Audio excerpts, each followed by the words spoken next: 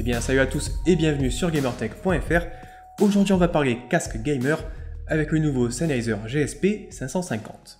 Alors pour ceux qui ne connaissent pas forcément, Sennheiser c'est un spécialiste de l'audio, notamment avec des casques hi-fi et nomades d'excellente qualité, et la marque propose depuis quelques années des casques également destinés au gaming. Je vous avais notamment présenté l'année dernière le GSP 350 qui était plutôt positionné en moyenne gamme, et ensuite le constructeur a présenté les modèles GSP 500 et 600 en haut de gamme, avec le modèle GSP 500 qui aura une conception ouverte et le modèle GSP 600 qui aura lui une conception fermée.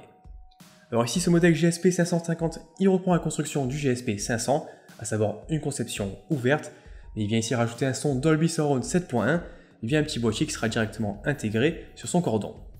Le casque est pensé pour fonctionner sur PC, il est proposé aux alentours des 250 €, ce qui reste quand même assez cher pour un casque filaire, et on va découvrir tout ça ensemble dans la suite de la vidéo. Comme pour chaque vidéo, on débute rapidement avec l'unboxing. Donc ici le casque est proposé dans une boîte plutôt classique. À l'intérieur on retrouve donc le GSP 550, les différents câbles de connectique sur lesquels je reviendrai un peu plus tard, un manuel d'utilisation et un livret de garantie.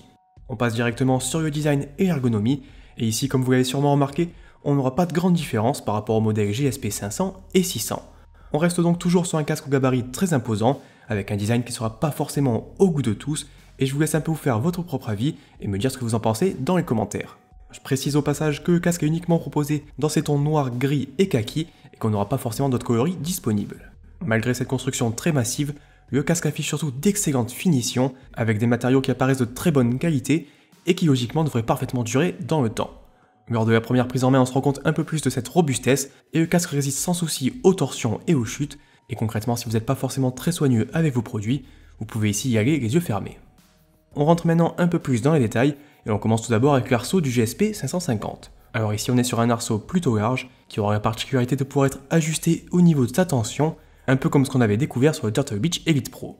Alors ce système évidemment va permettre de plus facilement ajuster le casque à sa morphologie et à la taille de son crâne, et ça c'est plutôt un bon point.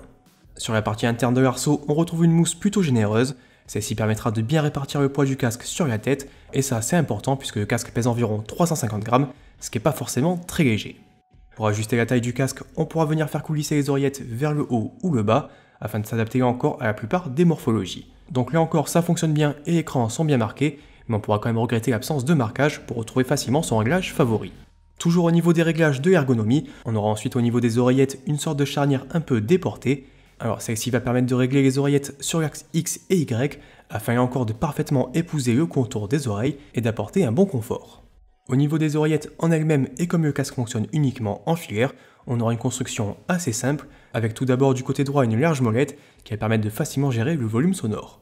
Alors pour le coup, si celle-ci n'est pas forcément très discrète, elle reste vraiment très intuitive à l'utilisation, et de mon côté je préfère ça que les petites molettes qu'on retrouve habituellement sur la plupart des casques concurrents. Sur le côté gauche, là encore la marque ne fait pas forcément dans la discrétion, et comme souvent avec les casques Sennheiser, on retrouve un imposant microphone directement fixé à l'oreillette.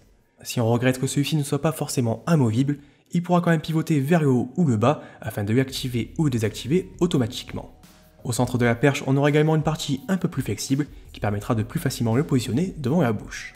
L'autre caractéristique du casque, c'est évidemment sa conception semi-ouverte, et on peut directement voir sur chaque oreillette qu'on aura une grille perforée qui permet d'avoir un son plus aéré que sur les casques fermés, mais j'y reviendrai en fin de vidéo lorsqu'on fera le point sur les performances sonores. Sur la partie interne des oreillettes, on retrouvera de larges coussinets avec une mousse très généreuse. On remarque aussi leur format qui va reprendre un peu la forme des oreilles, ce qui permettra de parfaitement les englober. Notez au passage que ces coussinets peuvent être retirés et remplacés, ce qui améliore là encore la longévité du casque. Alors une fois sur la tête et avec toutes ces options d'ergonomie, le casque se montre plutôt confortable, même si c'est pas forcément le modèle le plus confortable du marché avec un poids d'environ 350 grammes, les différents ajustements et les mousses de qualité permettent de profiter de ces jeux pendant plusieurs heures sans forcément ressentir de gêne ou de douleur.